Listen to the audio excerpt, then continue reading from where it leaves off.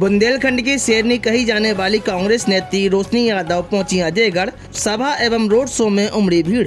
पन्ना विधानसभा के कांग्रेस प्रत्याशी भरत मिलन पांडे के पक्ष में मतदान की अपील, भाजपा पर किए तीखे प्रहार। बुंदेलखंड की शेरनी कही जाने वाली उत्तर प्रदेश के पूर्व मुख्यमंत्री एवं मध्य प्रदेश के पूर्व राज्यपाल राम नरेश यादव की बहू, कांग्रेस प्रदेश महासचिव, भजन गायिका एवं स्टार प्रचारक रोशनी यादव ने पन्ना विधानसभा के कांग्रेस प्रत्याशी भरत मिलन पांडे के समर्थन में अजयगढ़ में आम सभा को संबोधित करने के बाद रोड शो किया। इस दौरान हजारों की संख्या में भीड़ मौजूद रही।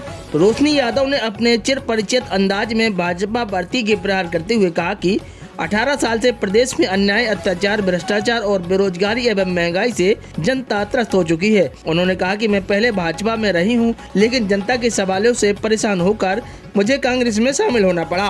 उन्होंने कहा कि भाजपा लंबे समय से योजनाओं के नाम पर जनता को गुमराह कर रही है। कभी नौकरी के नाम पर, कभी राम मंदिर के नाम पर वोट मांगती है तो कभी सनातन के नाम पर वोट मांगती है। लेकिन राम मंदिर का निर्माण भाजपा के प्रयास से नहीं बल्कि सुप्रीम कोर्ट के फैसले से हुआ है। उन्होंने कहा कि राम और कृष्ण सभी के दिल में है, लेकिन वह भगवान को भी राजनीतिक मुद्दा बना रहे हैं। उन्होंने भाजपा नेताओं पर अवैध उत्खनन और भ्रष्टाचार के आरोप लगाते हुए कहा कि अब वक्त आ गया है कि मध्य प्रदेश में भाजपा की सरकार को उखाड़कर कांग्रेस की सरकार बनाए।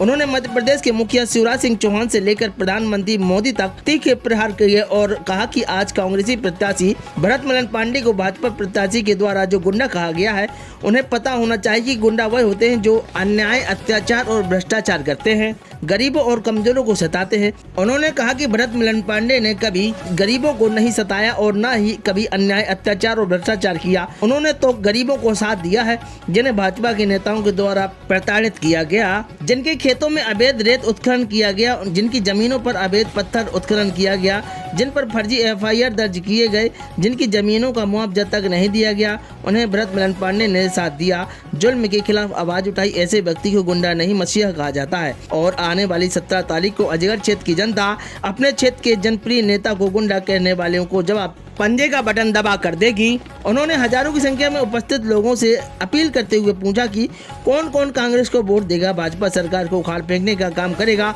जिस पर उपस्थित हजारों लोगों ने हाथ उठाकर समर्थन किया और कांग्रेस के पक्ष में नारे लगाई। उन्होंने कहा कि अजयगढ़ से हरसा भगवान रोड का कई बार भूमि पूजन किया गया, लोगों को गुमराह किया गया, लेकिन अभी तक सड़क नहीं बनी।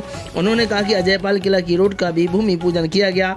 ऐसे बहुत सारे भूमि पूजन किए गए हैं, लेकिन विकास के नाम पर कोई खास काम नहीं हुआ। इसी प्रकार भरत मिलन पांडे ने भी स्वयं को गुंडा कहने वाले भाजपा नेता पर जवाबी हमला किया और जनता से अपील करते हुए कहा कि झूठ बोलने वालों और जनता को गुमराह करने वालों को जरूर जवाब दें। इसी प्रकार कई क्षेत्रीय एवं जिला स्तर की कांग्रेसी नेताओं ने भी अपने अपने उद्बोधन में जनता से समर्थन मांगा एवं कमलनाथ के 11 वचनों और कांग्रेस की नीतियों के बारे में बताया। किस चीज को लेकर आजादी ली? क्योंकि आज मध्य प्रदेश में 18 साल से भारतीय जनता पार्टी की सरकार है और जो युवा यहाँ पे बेरोजगार है, भ्रष्टाचार पे कोई लगाम नहीं है, आए दिन बलात्कार, अत्याचार हो रहे हैं। इस बात की आजादी पूरा मध्य प्रदेश का माँ बाप और ये बुंदेलखंड राम मंदिर भाई सबकी आस्था का विषय है। बुंदेलखंड में तो कूट कूट की आस्था भरी है और यहाँ पे जो राम का कौल खाता है वो कभी जो है अपनी बात से डगमगाता नहीं है। लेकिन आज पूरे देश में ये राम के नाम पर वोट मांग रहे हैं तो बेरोजगारी के नाम पे वोट मांगे। आज जो वादे किए हैं 2 करोड़ लोगों को रोजगार देने का, हर साल 16,000 किसान मारे जाते हैं, किसी अखबार में छपते हैं। तो आज जो इनकी तानाशाही, उस तानाशाही को खत्म करेंगे क्योंकि हिटलर का वो समय चला गया। लाडली बहना योजना पर नारी सम्मान योजना कितनी भारी पड़ेगी? देखिए, नारी सम्मान जब भारी पड़ गई तभी मामा जो है लाडली बहना लाए, नहीं तो क्या 18 साल से पूरी बहनें मध्य प्रदेश की मरी हुई थी क्या?